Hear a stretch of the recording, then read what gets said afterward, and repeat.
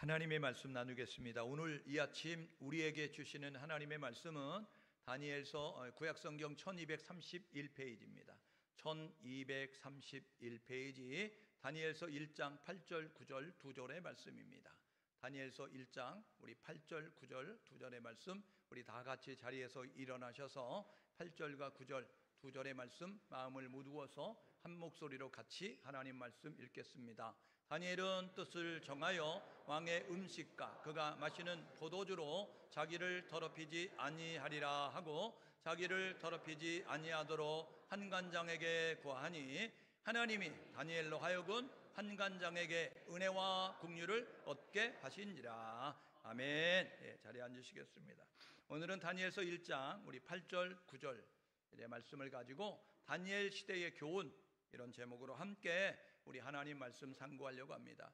하나님은 천지 만물을 창조하셨습니다. 천지 만물을 창조하신 하나님은 이 세상을 아름답게 만드셨는데 이 세상의 질서를 파괴하는 어둠의 세력으로 말미암아 이 세상 가운데 죄가 들어왔고 무질서가 판을 치는 그런 세상이 됐습니다.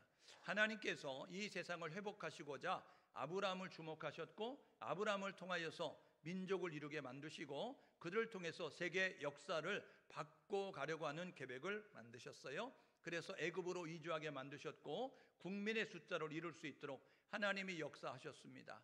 때가 되니까 하나님께서 10가지 재앙을 통해서 애굽에서 나오게 만드셨고 그리고 하나님이 약속한 젖과 꿀이 흐르는 땅으로 인도를 하게 되어집니다. 가는 노중에 시내산에서 하나님께서 계명을 주시면서 하나님에 대한 계명과 인간에 대한 계명을 하나님이 허락하셨습니다. 그래서 하나님의 형상 따라 지음받은 사람은 하나님을 경외하고 하나님 말씀에 순종하며 사는 것이 사람의 본분임을 가르쳐 주셨습니다. 가나안 땅에 들어갔던 그들은 이제 하나님의 그 계획과 반대되는 모습으로 하나님을 잊어버렸어요. 그리고 하나님 말씀대로 살지 않았습니다. 그래서 하나님을 대체할 신들을 만들었고 하나님 말씀이 아닌 자기 감정에 충실한 모습으로 육체의 본능을 따라서 육체의 정욕을 따라서 삶을 살게 됩니다. 하나님께서 그들을 깨닫도록 사사시대에 역사하셨고 그들이 눈에 보이는 왕을 세워달라고 요구하셔서 사울 왕과 다윗 왕과 솔로몬 왕을 세우셨어요. 그러면서 하나님께서 사울 왕이 잘못할 때에도 사무엘 선지자를 통해서 하나님을 잊지 않으면 안 됩니다. 잊으시면 안 되고요. 하나님 말씀대로 살아야 됩니다. 그렇게 말씀하던 이제 하나님 다윗 시대에도 나단 선지자와 갓 선지를 통해서 하나님을 잊으면 안 됩니다. 하나님 말씀대로 살아야 됩니다 라고 말씀하게 됐어요. 다윗의 아들 솔로몬이 왕이 되고 난 다음에 하나님께서 하나님을 찾는 솔로몬을 축복하셨습니다. 1000번제를 드리면서 하나님 앞에 지혜를 구하는 솔로몬에게 하나님이 축복하셔서 그는 세계적인 왕이 됐어요. 조그만 변방의 나라였던 솔로몬이 왕이 될 수 없는 가운데서 왕이 됐던 솔로몬이 세계가 부러워하는 세계의 명사가 되게 된 것입니다. 모든 나라의 왕들이 예물을 준비하고 솔로몬을 만나기 위해서 찾아올 정도가 됐어요. 그러면서 은을 돌같이 쓰게 됐고 부궁한 나라가 되게 됐습니다. 그런데 이제 하나님이 주신 축복을 보면서 욕심이 생겼습니다. 하나님을 경외하면 되는데 하나님 말씀대로 살면 하나님이 지켜주시고 보호하시고 인도하시는데 그런 욕심이 생겨서 이제 내가 이 나라를 지켜야 되는데 이런 모습을 가져요. 인간적인 꼼수로 그는 주변에 있는 이방 나라의 여자들을 데려다가 사랑하지도 않으면서 결혼해서 인간방패 만들었어요. 우리 백제의 의장왕의 삼천 궁녀를 뒀던 것처럼 이 솔로몬은요 1000명의 부인을 둡니다. 그러니까 인간방패 세우는 거예요.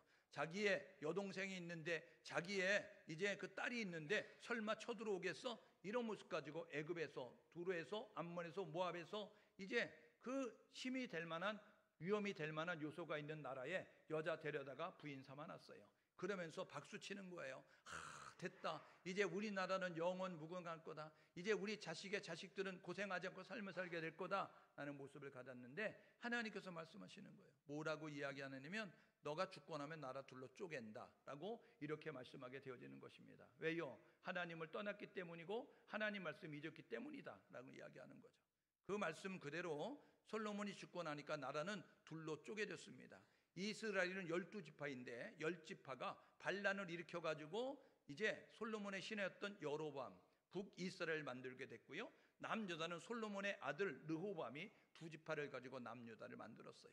그러면서 이제 그들은 두 왕국 시대가 되어졌습니다. 하나님께서 계속해서 선지자 보내는 거예요. 북이스라엘은 정통성의 문제가 있었어요. 마치 저 북한의 김정은 정권이 정통성의 문제가 있지만 이 철권 정책을 통해서 이 남한의 모든 것들을 접하지 못하도록 이렇게 총살시키면서 지키는 것처럼 이 북이스라엘 여로보암은 그런 정책을 폈습니다.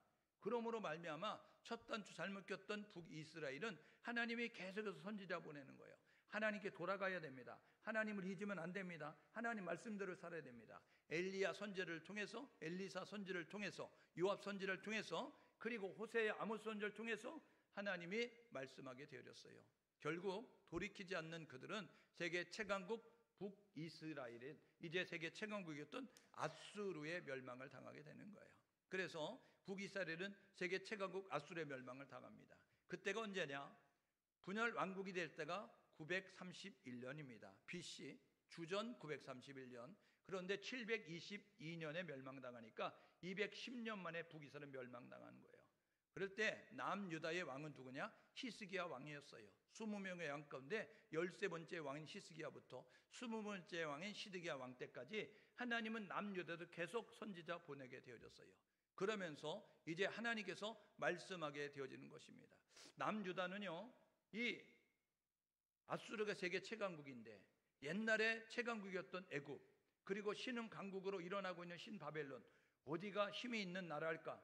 어디가 동맹을 맺어야 우리가 이렇게 나라가 존속될 수 있을까? 이런 모습 가지고 이제 그 계산을 하면서 동맹을 맺고 그리고 배신을 하는 그런 모습을 갖게 됐어요. 신흥 강국 신바벨론이 일어나게 되니까 이제 이 아수르가 이렇게 강국이었기 때문에 애굽이 아수르 편을 들고자 하는 거예요. 그래서 유다를 통과할 때, 야, 이제 우리가 아수르와 힘을 합쳐가지고 바벨론과 전쟁하려고 해. 그러니까요, 이 유다의 요시야 왕이 가만히 생각해 보니까 이 바벨론 편을 드는 게 맞는 것 같아요. 그래서 애굽에서 나오는 느고와 무기또에서 전쟁을 하다가 그만 전사하고 맙니다. 그래서 나라가 왕이 없어지니까 유다 나라에서 그의 아들 여호와스를 왕으로 세웠어요. 그 아수르와 힘을 합쳐가지고 바벨론과 전쟁하고 돌아오던 애굽이 보니까 기분이 나쁜 거예요. 아니, 내가 왕을 세워야 되는데 제가 왕을 세웠다고? 그래서 너는 내려와. 그래가지고 애굽으로 끌어가면서 자기 입맛에 맞는 이제 여호와김 왕을 왕으로 세운 거예요. 그리고 난 다음에 이 애굽과 아수르가 연합이 되고 바벨론과 전쟁을 하게 되는데 그 전쟁에서 이제 갈그미스 전제에서 이 아수르가 멸망을 당하는 거예요. 그러다 보니까 이 바벨론 느부갓네살이 이 애굽이 그 편을 들었다고 애굽을 정복하러 가는데 유다에 보게 되니까 왕이 있는 거예요. 그런데 그 왕을 누가 세웠냐? 그랬더니 이제 애굽에서 세웠다는 거예요. 그래서 너 내려와. 그래가지고 왕을 잡고 바벨론으로 끌어가면서 자기 입맛에 맞는 왕을 세웠어요.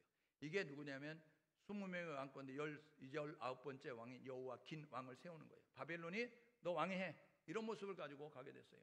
여호와긴 왕이 가만히 보게 되어지니까 이제 바벨론에 서면 안전할 것 같은 거예요. 그런데 중간에 이렇게 보게 되어지니까 바벨론 나라에 조금 이상한 징조가 보이는 거예요. 아, 그러면 바벨론에 줄 서면 안 되겠구나. 그래가지고 배신을 하게 되는 겁니다. 조공을 안 바치겠다. 이런 모습을 가리니까 느부갓네살이 침범을 하게 되는 거예요. 이게 2차 침공입니다. 그래서 여호와긴 왕을 포로로 잡아가면서 또 다른 왕을 세운 거예요. 그게 마지막인 시드기야 왕으로 이렇게 남유다의 왕을 세우게 됐어요. 결국 남유다는요, 판단착오로 말미암아 이제 바벨론을 배신하게 됐고 결국 북이스라엘이 아수르에 멸망당한 것처럼 남유다도 바벨론 나라의 멸망을 당하게 되는 거예요. 남유다는요, 이 바벨론에 세 차례 침공을 당합니다. 아까 얘기했던 것처럼 갈그미스 전투에서 승리했던 이 바벨론은요, 애굽을 정복하려고 내려가다가 유다 땅 걸그적거리니까 그곳에 있는 왕을 포로로 끌어가면서 자기 입맛에 맞는 왕을 세웠어요. 그때에 세워진 포로로 끌려가는 왕이 누구냐면 여호와김 왕, 18번째 왕이고 그때 끌려갔던 사람들이 다니엘과 세 친구입니다. 이게 605년이고요. 8년 뒤인 957년에 2차 침공을 해가지고 그래서 조공을 안 바치겠다고 했던 이 유다를 이제 여호와긴 왕을 포로로 끌어가면서 그때 끌어갔던 만여 명의 사람들이 있었는데 그 가운데 한 사람이 누구냐면 에스겔 선지자입니다. 여러분이 가리고 있는 성경책에는 에스겔, 다니엘로 이렇게 편집이 되어 있으니까 에스겔이 먼저 사람으로 생각하는데 이건 잘못된 거예요. 성경은 연대순으로 편집이 안 돼 있어요. 그러니까 이 에스겔, 다니엘이 아니라 시대순으로 보면 다니엘, 에스겔이 돼야 이게 연대순으로 맞는 겁니다. 봄, 가을, 여러분 이렇게 되면 되겠어요? 봄, 여름, 가을, 겨울 돼야 되는데 성경이 지금 어떻게 됐느냐? 여러분 봄, 가을, 여름 이렇게 편집이 됐다는 거예요. 그러니까 여러분이 뭣도 모르고 성경 읽으면 이 가을인데 여름처럼 해석하는 그런 모습이 되어질 수 있다라는 것을 우리에게 말씀해 주는 것이죠. 그래서 3차 침공이 되면서 시드기야 왕 때 완전히 멸망당하게 되는 거예요. 하나님은요 북이스라엘 선지자 계속 보냈듯이 방송실 주목해서 보세요. 그래서 보시면서 이 선지자들을 통해서 북이스라엘에 말씀하셨던 하나님은요 남유다에도 계속해서 말씀하셨어요. 그렇게 하면 안 된다. 하나님께 돌아가야 된다. 하나님 이 말씀대로 살아야 된다라는 것을 말씀하게 되어졌어요. 여러분 그게 누구냐면 하박국 선지를 통해서 말씀한 겁니다. 하박국 선지자가요 남유다의 현상을 보게 되니까요 이건 망해야 되는 거예요. 우리나라 지금 망해야 되는 것처럼. 여러분 우리나라 상식적인 사람은, 상식적인 지식을 가지고 있는 사람은 이 나라는 여러분 정상적인 나라가 아니잖아요. 하박국 선지자가 볼 때도 나는 애국주의자야, 나는 유대인이야. 그런데 이 남유다는 하나님의 심판을 받아도 마땅해. 이런 모습을 갖는 정도로 흩어져 있는 거예요. 그래서 하나님 앞에 질문하는 거예요. 하박국 선지자가 하나님 진짜 살아계십니까? 그러면 이렇게 불법이 거짓이 판을 치는 이 남유다 그냥 내버려두는 것 하나님 공의 하나님 아니잖아요. 심판하셔야 되잖아요. 이야기하죠. 여러분 그러니까 하나님께서 그래 나는 나의 때 심판할 거야. 그러니까 궁금한 거예요. 하박국 선지자가 어느 나라를 통해서요? 이렇게 물어보니까 내가 바벨론을 통해서 이렇게 말하는 거예요. 그게 하박국 1장 6절입니다. 화들짝 놀라는 거예요. 바벨론을 통해서 바벨론은 유다보다 더 나쁜데 라는 모습을 가지고 이렇게 행동하게 되는 거예요. 여러분 하나님은요 에스겔 선지자를 통해서 포로를 끌려갔던 에스겔 선지자, 여러분 그 선지자를 통해서 하나님을 말씀하시는 거예요. 뭐라고요? 에스겔서 17장 20절에 이야기합니다. 바벨론의 심판을 받게 될 거다. 남유다는 바벨론의 심판을 받게 될 거다 말씀하셨어요. 멸망하기 전에 예레미야 선지자 통해 하나님 말씀하셨어요. 예레미야 25장 11절에 예레미야 29장 10절에 뭐라고 이야기했냐면 너희는 바벨론의 포로로 끌려가서 70년 종살이 할 거야. 이렇게 말씀하게 됐어요. 여러분 하나님은요 이사야 선지를 통해서 이제 이사야 선지자는 20명의 왕 가운데 10번째 선지자였던 우시야부터 13번째 왕인 여러분 히스기야 왕 때까지 활동했던 선지자, 나라가 멸망하기 여러분 150년 전에 활동했던 선지자인데 이렇게 말합니다. 바벨론에 끌려갔던 너희가 고레스라고 하는 왕에 의해서 돌아오게 된다. 이게 이사야서 44장 28절이고 이사야서 45장 1절입니다. 여러분 하나님은 말씀하는 걸 그대로 이루세요. 민수기 23장 19절에 이렇게 말합니다. 하나님은 사람이 아니니 인생이 아니니 시건치 아니하신다. 하나님은 약속한 것을 이행하시고 하나님은 말씀한 것을 성취하신다. 여러분 에스라서 1장 1절은요 포로귀환을 이야기하는데 1차 포로귀환을 이야기하는 에스라서 1장 1절에 이렇게 말합니다. 바사왕 고레스 원년에 여호와께서 고레스의 마음을 감동하셔서 포로에서 귀환하게 만드셨다. 여러분 하나님은요 계획하시고 말씀한 것을 그대로 이루시는 거예요. 아모스 3장 7절에 이렇게 말하죠. 뭐라고요? 하나님께서는 선지자를 통해서 말씀하지 않고는 자기 일을 시행하지 아니하신다. 하나님은요 말씀하시고 그 말씀대로 이루어 가세요. 그래서 성경을 보면 미래가 보입니다. 여러분 하나님을 알면요 하나님이 하실 그 일들을 우리가 알게 되는 것입니다. 소돔과 고모라서를 멸망할 때 하나님은 롯을 통해서 말씀해 주셨어요. 여러분 노아 홍수 때는요 노아를 통해서 말씀하셨어요. 여러분 여리고성을 함락할 때는요 기생 라합을 통해서 하나님의 말씀하시는 모습을 갖게 됐습니다. 지금도 여러분 기도 많이 하는 사람은 이렇게 말합니다. 뭐라고 이야기하면 내가 죽기 전에 주님의 재림이 임할지도 몰라. 이런 급박한 시대를 삶을 살고 있는 것입니다. 그러므로 저와 여러분 모두가 종말이 있다는 사실을 기억하시고 종말은 반드시 심판으로 이어진다는 사실을 기억하셔서 깨어서 준비할 수 있는 우리 모두가 될 수 있기를 주님의 이름으로 축복합니다.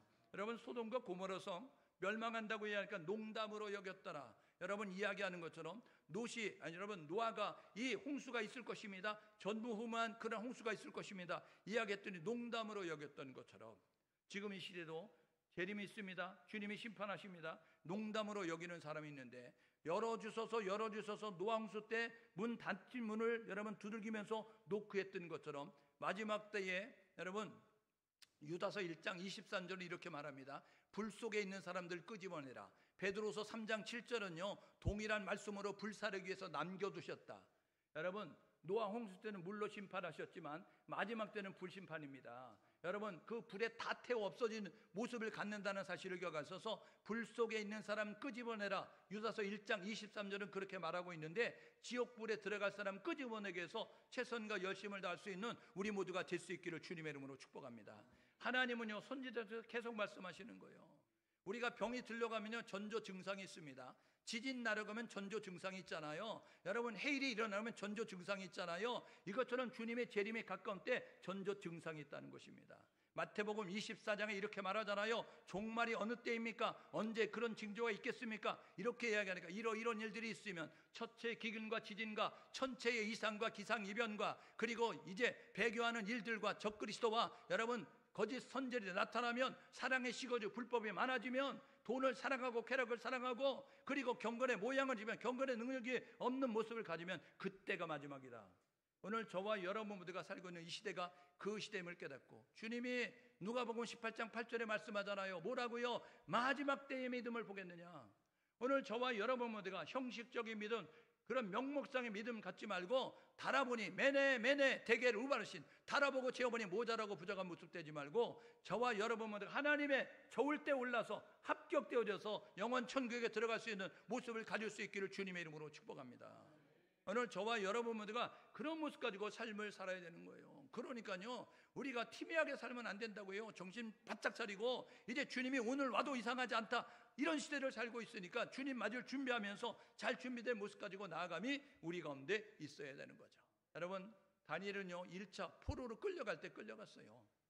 그때 끌려갔습니다. 나이가 15살 16살 정도 됐을 것이다. 성경학자들은 해석을 하게 되는데 그러면 우리나라 나이로 중학교 2학년 중학교 3학년입니다. 여러분 중학교 3학년짜리가 들어가서 그곳에 들어가서 어떻게 했냐면 하나님을 섬기는 믿음의 자세를 가지고 나는 하나님을 믿는 믿음의 모습을 가지고 삶을 살겠다 뜻을 정하는 모습을 가졌어요.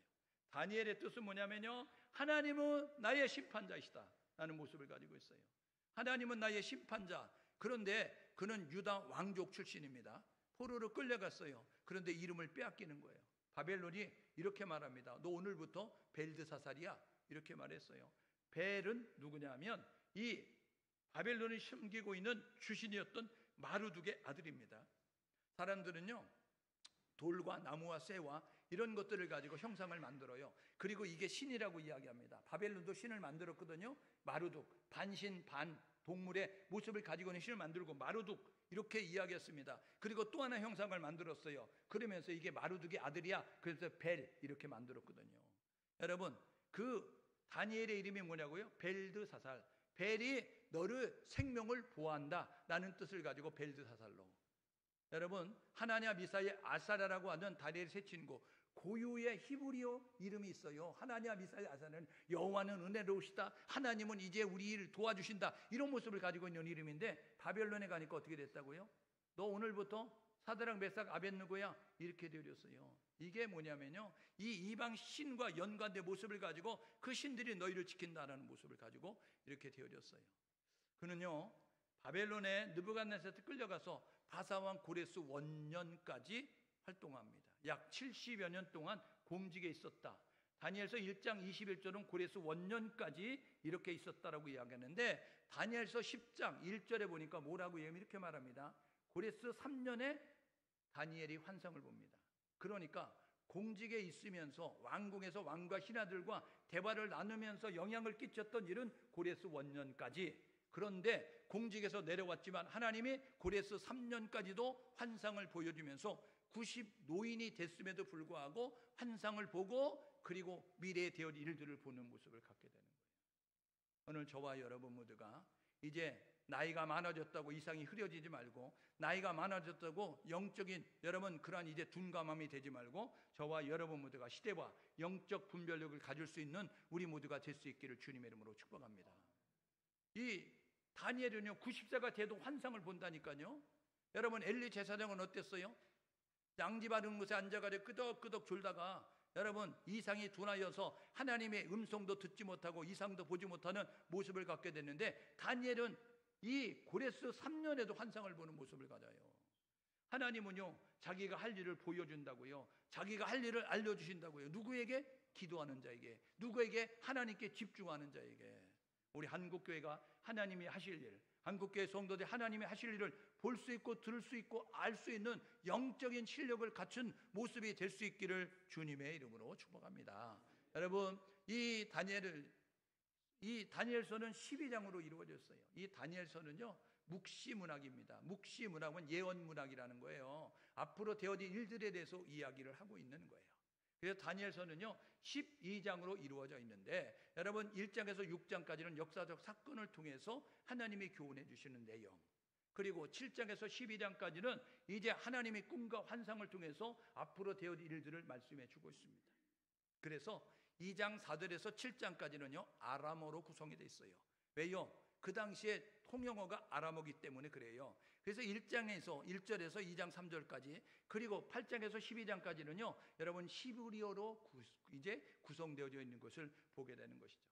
오늘 12장까지 다 다뤄주면 좋겠는데 제가 오늘 1장에서 6장까지 다뤄줍니다. 내년에는 다니엘서를 만나게 될 때 7장에서 12장을 다뤄드리는데, 여러분 이 다니엘서 7장에서 12장의 내용은 여러분 앞으로 되어질 일들이에요. 그래서 에스겔서도 있고 여러분 계시록도 읽어야 이게 제대로 해석이 되는 모습을 가질 수 있게 되는 것입니다. 여러분 성경을 보게 되면요 이 다니엘서 2장은요 이제 신상의 꿈을 꿉니다. 이 7장에 네 짐승이 나와요. 이거는요 세계의 여러분 힘의 주축이 어디인가를 설명해 주고 있는 거예요. 다니엘서 2장과 7장은요 세계의 힘이 어느 나라가 주고 있는가를 우리에게 말씀해 줍니다. 여러분 4장과 5장은요 이제 교만했던 느부갓네살과 여러분 신을 모독했던 이 벨사살을 통해서 교만하면 하나님이 심판한다는 것을 말씀해 주고 있는 거예요. 3장에서 6장은요 여러분 3장은요 풀무불 사건, 6장은요 사자굴 사건입니다. 이것을 통해서 이야기하는 것은 뭐냐면 하나님은 절대 신앙을 가진 사람을 보호하시고 상을 주신다는 거예요.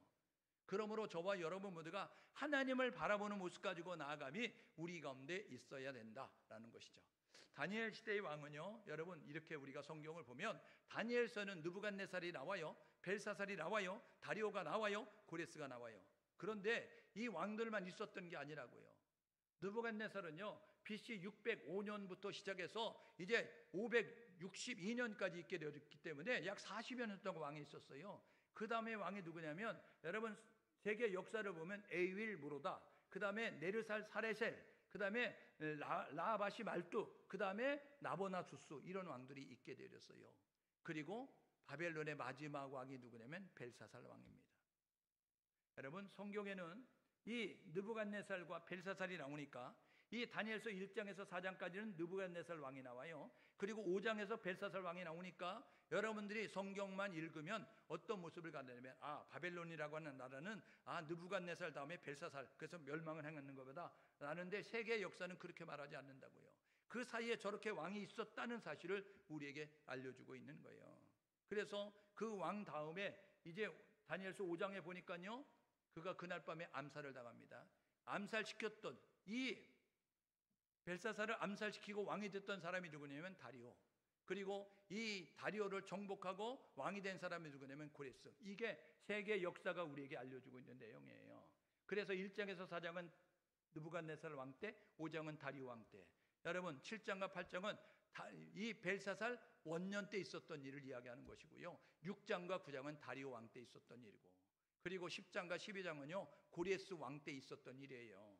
그러니까 이 다니엘서도 12장까지로 이 성경대로 연대순으로 편집을 하면 여러분들이 전혀 다른 편집이 된다는 사실을 겪으면서 그렇게 연대순으로 읽을 수 있어야 이게 제대로 해석이 될 수 있는 모습을 가질 수 있다는 것을 우리가 보게 되는 거죠. 그럼 오늘 다니엘 1장 8절에 보니까 다니엘이 뜻을 정하였다라고 이야기합니다. 무슨 뜻을 정하였느냐? 다니엘은 제 친구는 다니엘과 세 친구는 무슨 뜻을 정하였느냐?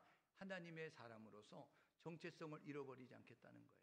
하나님의 사람으로서 상황에 윤리에 맞게 행동하지 아니하고 나는 언제 어디서나 하나님의 사람다운 자세를 잃지 않겠다 결심하게 됐다는 것입니다.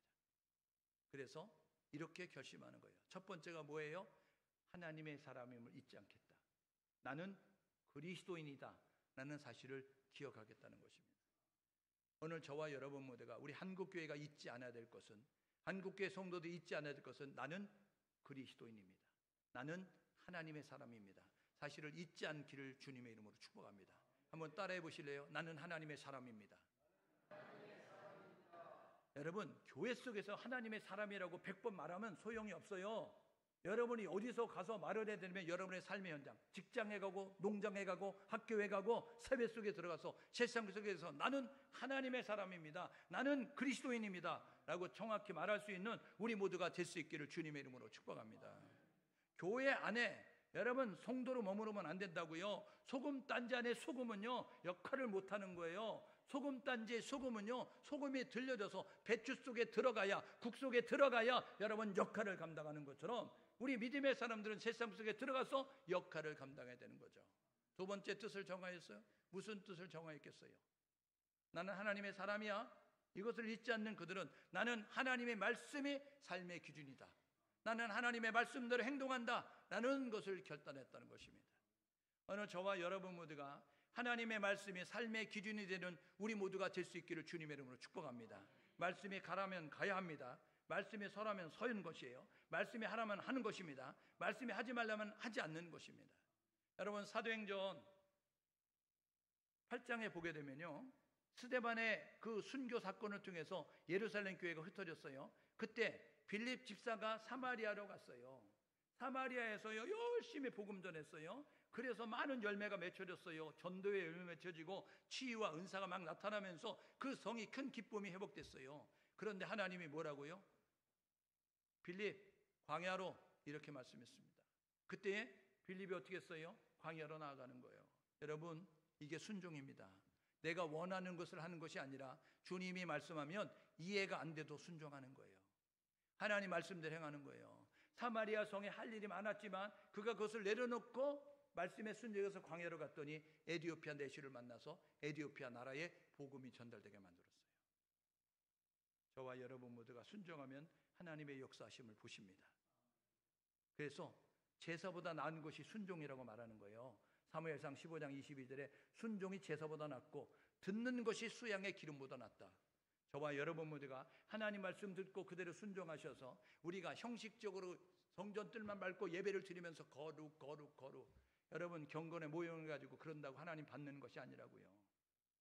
오늘 저와 여러분 모두가 이 사실을 기억하셔서 하나님이 받을 만한 그러한 정결한 신부로 하나님 앞에 거룩한 산제물로 우리의 몸을 드릴 수 있는 우리 모두가 될 수 있기를 주님의 이름으로 축복합니다. 세 번째로 이렇게 결심한 거예요. 뭐라고요? 나는 하나님을 증명하며 산다. 한번 따라해 볼래요? 나는 예수님의 증인으로 산다. 저와 여러분 그렇게 삶을 사셔야 된다고요. 예? 예수님이, 하나님이 우리를 사랑하셔서 해서 보내주셨다고요. 예수님이 우리 때문에 죄 없으신 그분이 채찍에 맞으시고 죽으시고 다시 살아나셨어요. 내가 너를 위해서 몸버려 피 흘려 죽었는데 너 나 위해서 무엇하냐? 주님 물어보실 때 내가 예수의 증인이 되겠습니다. 저와 여러분 모두가 예수와 복음을 위해서 살겠습니다 다짐하고 예수를 증거하는 증인의 삶을 살아낼 수 있는 우리 모두가 될 수 있기를 주님의 이름으로 축복합니다. 여러분 다니엘과 세 친구는 뜻을 정한 거예요. 나는 그리스도인이다. 나는 말씀대로 산다. 나는 하나님을 증명하며 산다. 라는 모습 가지고 결심하게 되었어요. 여러분 이렇게 결심하면 다윗이요 성전을 지으려고 마음만 먹어도 하나님이 다윗을 축복하셨다니까요. 우리가 마음만 먹어도 하나님은 축복하십니다. 저와 여러분 모두가 하나님의 말씀대로 살겠다. 나는 하나님의 정체성을 잃어버리지 하나님의 사람다운 자세를 가지고 살겠다. 마음만 먹어도 하나님은 우리를 보호하시고 인도하시고 축복하신다는 사실을 기억하셔서 저와 여러분 모두가 하나님은 오늘도 살아 역사하시니 살아계신 하나님이 베푸시는 놀라운 기적과 이적과 축복을 이제 누릴 수 있는, 경험할 수 있는 우리 모두 될 수 있기를 주님의 이름으로 축복합니다. 여러분 기적의 주인공이 돼야, 축복의 주인공이 돼야 우리가 간증의 주인공이 될 수 있는 거예요. 간증이 뭐예요? 내가 만난 예수님을 증거하는 거 아니에요? 예수 믿으면서 하나님의 살아 역사하심을 봐야 예수를 증거할 거 아니에요.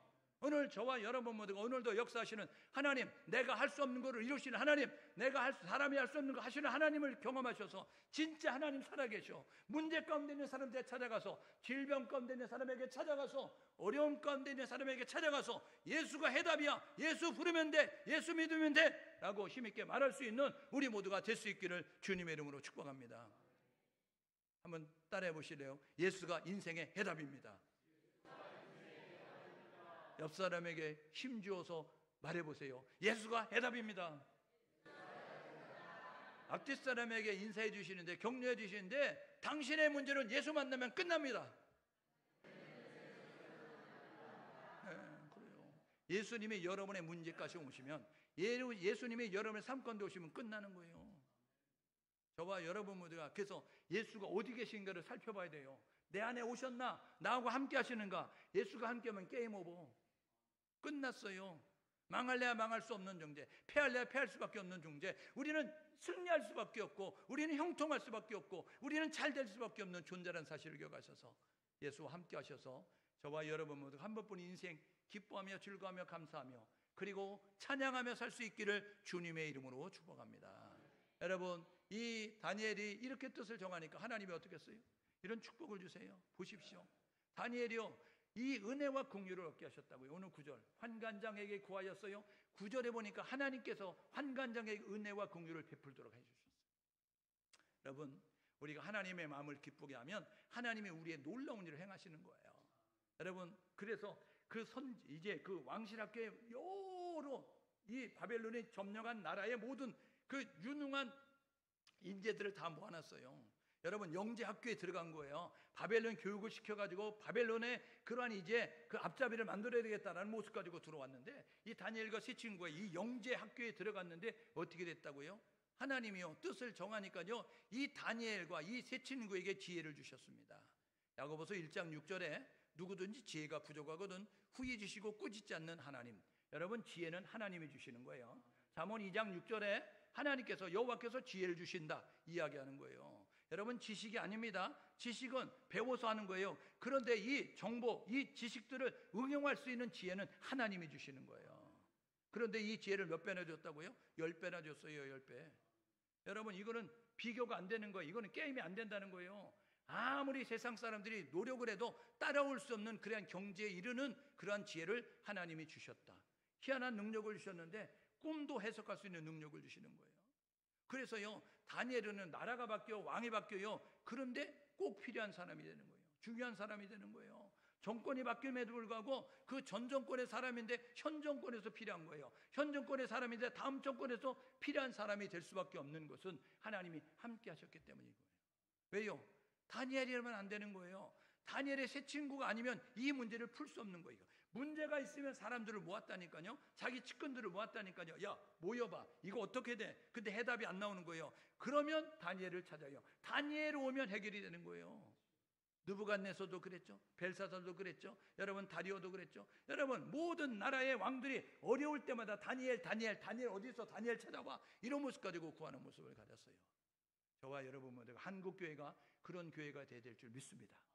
한국 나라가 대한민국이 어려울 때, 야, 대한민국의 목회자들 찾아와, 대한민국의 성도들 찾아와, 대한민국 교회의 기도를 통해 그들이 기도하면 돼. 이렇게 여러분, 영향력이 있는 교회와 여러분 성도들이 돼야 되잖아요. 그런데 지금 어때요? 완전히 추락돼 가지고요, 교회 알기를 우습게 알잖아요. 예? 여러분, 성도 알기를 우습게 알잖아요. 여러분, 교회 성직자들 알기를 우습게 알잖아요. 여러분, 이게 다업자득입니다. 자업자득은 뭐냐면 여러분, 자승자박이라고요. 스스로 자기가 묶었다고요. 여러분, 답지 않으니까, 목사답지 않으니까, 성도답지 않으니까, 교회답지 않으니까 욕먹는 겁니다. 우리가요, 신전의식, 코람대 의식을 가지고 하나님이 두 눈 시퍼렇게 뜨고 계시다. 그래서 정직하게 살면, 진실하게 살면, 저와 여러분 말씀대로 살면 세상의 교회를 두려워할 줄 믿습니다. 세상이 교회에 소망을 두게 될 줄 믿습니다. 저와 여러분들과 그런 모습 가지고 살 수 있기를 주님의 이름으로 축복합니다. 그런데요, 지금 그들이 이렇게 축복을 받아서 이렇게 앞서가는 그런 모습을 가질 수 있게 되었어요. 2장에서 6장까지 내용은요, 우리에게 이렇게 교훈해 줍니다. 다니엘서 2장이 뭐예요? 꿈을 꿨어요? 그래서 자기가 기르는 술사 박사들 불렀습니다. 야, 꿈을 꿨는데 기억 안 되네. 그 꿈 좀 이제 무슨 꿈인지 얘기하고 해석해봐. 이야기했어요. 돈을 줬거든요. 사례비를 줬거든요. 월급을 줬거든요. 그래서 밥만 먹고 너희들이 꿈을 연구하고 해석하는 그것을 이제 연구해. 그렇게 연구소를 차려줬는데 이 연구소에 연구하는 이 학자들이 해석해봐. 내가 꿈을 꿨는데 기억이 안 되는데 뭔 꿈이지? 그거 해석해봐. 이야기했더니요. 그들이 이렇게 말하는 거예요. 꿈을 얘기하면 해석할 수 있죠. 근데 꿈을 어떻게 이야기도 안 했는데 어떻게 해석합니까? 이거는요 사람이 할 수 없는 일입니다. 그런데요 거기에 다니엘이 불려갔어요. 다니엘이 불려가기 전에 이렇게 친구들과 이야기했어요. 야, 우리가 하나님 앞에 기도해야 돼. 그렇지 않으면 우리가 죽을 수 있어. 그러니까 다니엘 벨사살 느부갓네살 왕이 꾼 꿈이 무엇인지를 우리가 알아내야 돼. 열심히 기도해. 나도 기도할 테니까. 하나님이 그날 밤 꿈을 꾸게 만드셨어요. 그래서 2장 31절 보십시오. 2장 30절 느부갓네살 왕 앞에 섰던 다니엘이 이렇게 말합니다. 왕이요, 당신이 이 꿈을 꿨습니다. 이야기하면서 느부갓네살 왕이 꾼 꿈을 그대로 말하는 거예요. 왕이요, 머리는 금이었죠. 이 가슴과 두 팔은 은이었죠. 배와 넓적다리는 노시였지요. 종아리는 쇠였죠. 그리고 이 발가락은 쇠와 철로 돼 있었죠. 그런 모습 가지고 이야기하는 거예요. 여러분, 그러면서 하나님께 해석의 능력을 해석하는 거예요. 다니엘서 3장에는요 느부갓네살 왕 때요 두라 평지의 신상 만들었습니다. 60규빗 6규빗. 여러분 고가 60규빗이면요 30cm면 1규빗이 그러면요 30m짜리 썼다고요. 30m. 여러분 1층이 2.5m 정도 됩니다. 3m도 10층짜리 건물 진 거예요. 10층짜리 신상 만들었어요. 여러분 6규빗이면요 5, 6, 33m라고 이 폭이 3m에 여러분 이제 10층짜리 여러분 그런 신상 만들어 놓고 누구든지 절에 안 하면 풀무불에 집어넣을 거야 이야기했어요. 다니엘 세 친구가 여러분 거절함으로 말미암아 그 앞에 서게 됐어요. 너 왜 절 안 하니? 다음에 꼭 해라. 이런 모습을 가져요. 그랬더니요 뭐라 그래요? 그들이요 다니엘서 3장에 이렇게 말합니다. 뭐라고요? 18절에 우리 하나님이 우리를 구원할 것입니다. 그러이 아니하실지라도 이야기하면서 우리는 신상에 절할 수 없습니다. 우리는 하나님을 믿는 사람입니다. 우상에 절하지 않습니다. 풀물 가운데 7배 뜨겁게 해서 들어갔어요. 여러분 근데 머리카락 하나 그슬리지 않고 나오게 되어졌어요. 오히려 그 속에서 집어넣으려고 이 불에 타지 않는 옷을 입었던 그 신하는 불에 타 죽었는데 불 속에 들어갔던 다니엘의 세 친구는 머리가 끄슬리지 않고 불탄 냄새도 없고 몸 상하지 않고 건강한 모습을 가지고 나왔어요.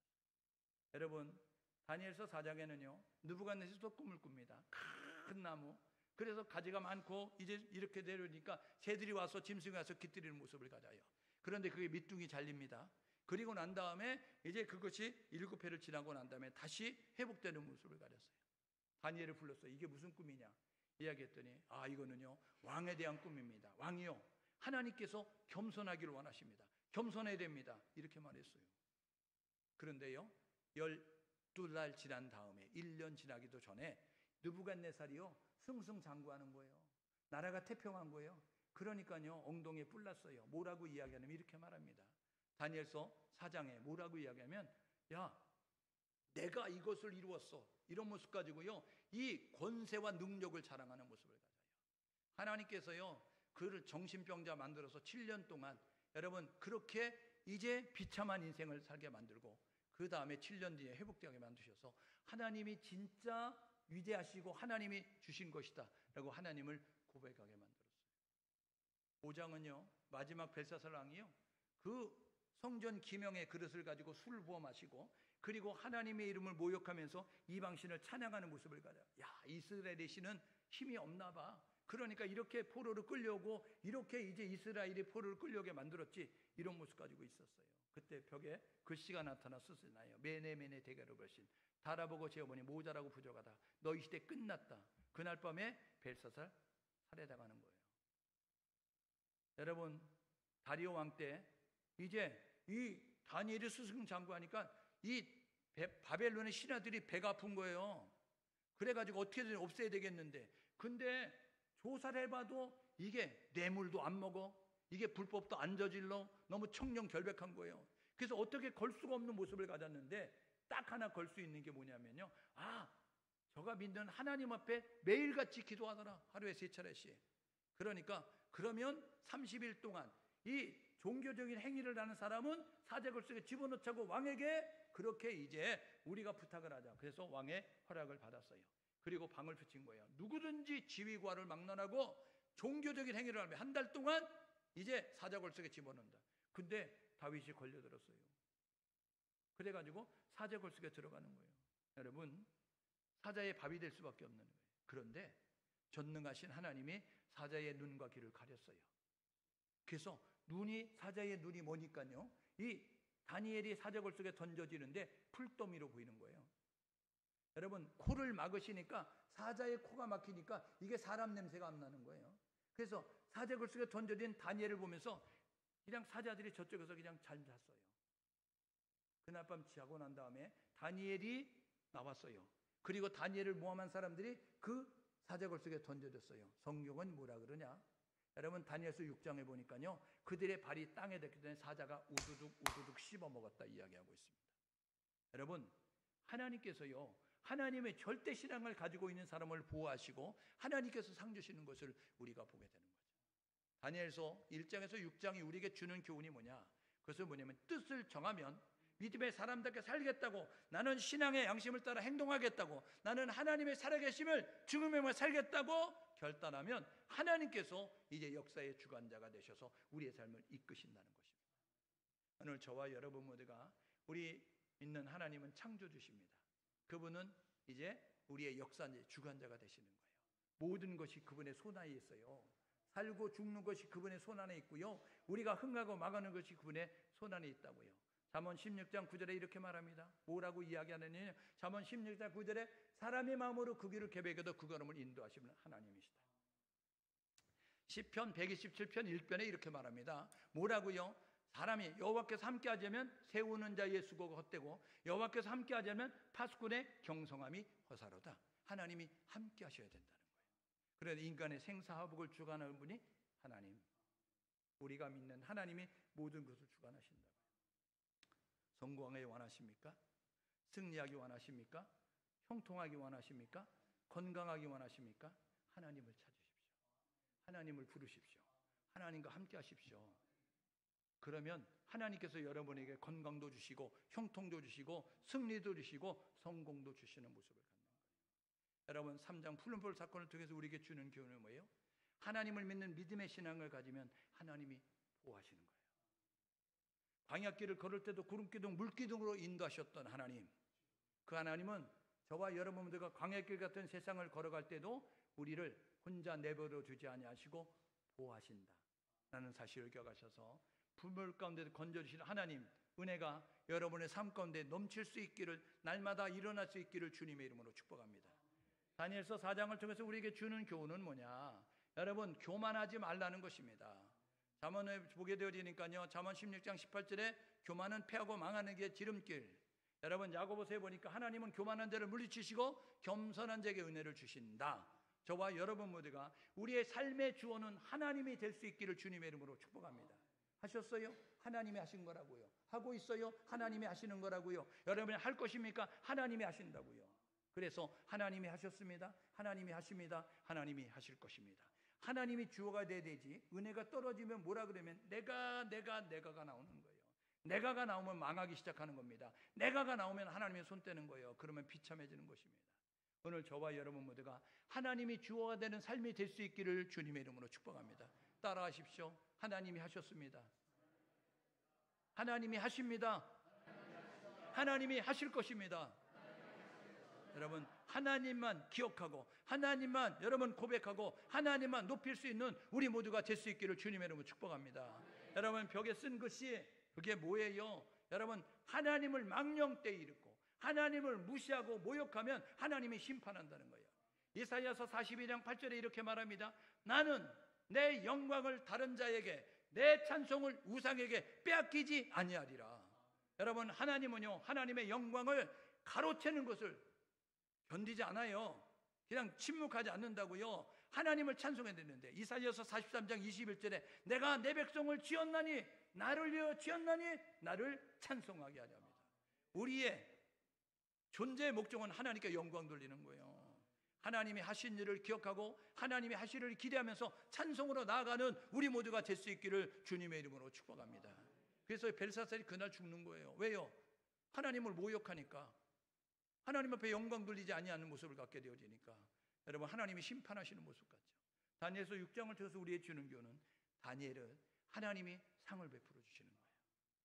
여러분, 하나님을 높이고 하나님을 인정하고 하나님을 바라보게 되니까 하나님께서 다니엘을 더 높이는 모습을 갖게 되는 것입니다.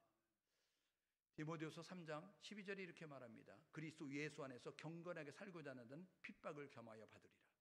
여러분, 그리스도 예수 안에서 믿음으로 살고자 하는 사람은 세상이 조롱하고 핍박하고 세상이 왕따시킵니다. 그럼에도 불구하고 우리가 그렇게 살게 되면 하나님이 우리를 위해서 상을 준비하십니다. 히브리서 11장 6절에 이렇게 말합니다.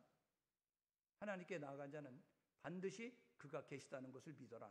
그리고 그가 자기를 찾는 자들에게 상 주시는 이심을 믿어라. 여러분, 상을 준비하신 하나님을 기억하고 저와 여러분 모두가 신앙의 경주로 잘 달려갈 수 있는 우리 모두가 될 수 있기를 주님의 이름으로 축복합니다. 우리 이렇게 결단하고 한 주간 사시면 어떨까요? 첫 번째로는요, 신앙인다운 삶을 살겠다고 결심할 수 있기를 주님의 이름으로 축복합니다. 나는 기도를 멈추지 않을 거야. 나는 예배를 멈추지 않을 거야. 나는 전도를 멈추지 않을 거야. 나는 찬송을 멈추지 않을 거야. 나는 하나님만 높이며 살 거야. 모습을 가지고 저와 여러분들과 신앙인다운 삶을 살겠다고 결심하며 한 주간을 살아낼 수 있기를 주님의 이름으로 축복합니다. 찬송하며 사십시오. 기도하며 사십시오. 찬양하며 사십시오. 복음을 전하며 사는 우리 모두가 되어야 되는 거죠. 두 번째로요, 역사의 주관자가 되시고 심판자가 되시는 하나님을 기억할 수 있기를 주님으로 축복합니다. 우리는 자꾸 하나님을 잊어버리는 거예요. 역사의 주관자 하나님, 심판하실 하나님을 잊어버리니까 경고망동한 모습 가지고 사는 것입니다. 여러분, 히브리서 9장 27절에 사람이 났다 죽는 것 정한 것, 그 후에 심판 있다 이렇게 말씀하고 있어요. 여러분, 개인적인 종말, 우주적인 종말이 있습니다. 그리고 심판이 있다는 사실을 기억하셔서 종말을 기억하고 그리고 이 심판을 기억하면서 저와 여러분 모두가 오늘 하루 삼실로 살아가시라고요. 성실, 진실, 신실. 성실이 뭐예요? 부지런하게 사시라고요. 진실이 뭐예요? 정직하게 사시라고요. 신실이 뭐예요? 믿음으로 사시라고요. 그래야 하나님 앞에 잘했다 칭찬받습니다. 한번 따라해 보세요. 성실하게 살자. 진실하게 살자. 신실하게 살자. 여러분, 삼실. 예? 제가 삼실이 뭐예요? 이야기하면요, 삼실은 모르겠는데요, 이렇게 얘기하면 혼납니다. 삼실, 성실하게, 진실하게, 신실하게, 이런 모습으로. 세 번째 뭐해야 될 거냐면요, 보호하시는 하나님, 그리고 상 주시는 하나님을 기억하십시오. 여러분이 복음 때문에, 예수 때문에 흘렸던 눈물 같다면 보석으로 바뀌는 거예요. 예? 여러분이 예수님 때문에 흘렸던 눈물과 땀은요, 여러분들이 하나님 앞에서 보석으로 보상받는 거예요. 상 주시는 하나님을 기억하시며, 좁은 문 좁은 길이지만 여러분, 여러분이 걸머될 십자가 벗어 던지고 나는 거추장스러워서 무거워서 안 이렇게 하지 마시고 잘 걸머지고 하십시오. 로마서 18장 18절에 보니까 뭐라고요? 우리가 받는 그 환난에 경한 것은 장차받을 영광과 비교가 안 돼. 여러분, 우리의 고난의 크기보다 장차받을 영광의 그 크기가 크다는 사실을 기억하셔서 저와 여러분 모두가 잘 걸머지고 상 주신 하나님을 기억하면서 오늘도 힘드십니까? 견뎌내십시오. 이겨내십시오. 우리 하나님께서요, 고린도전서 10장 13절에 너희가 시험당할 쯤에 감당할 시험만, 너희가 시험당할 쯤에 해답이 있는 시험만 허락하셨어요. 여러분, 우리 능력밖에 시험은 하나님 허락하지 않아요. 감당할 시험만, 해답이 있는 시험만 허락하시니까 그 시험을 통해서 저와 여러분 모두가 하나님의 살아계심도 경험하시고 하나님의 역사심도 체험하셔서 하나님을 간증하는 간증의 주인공으로 살 수 있기를 주님의 이름으로 축복합니다. 함께 마음을 모두 기도하게 해요. 하나님, 하나님의 사람으로 살기 원합니다. 하나님 말씀이 기준이 되며 살기를 원합니다. 하나님을 간증하며 사는 우리 모두가 될 수 있도록 인도하여 주십시오. 함께 마음을 모두어서 기도합니다.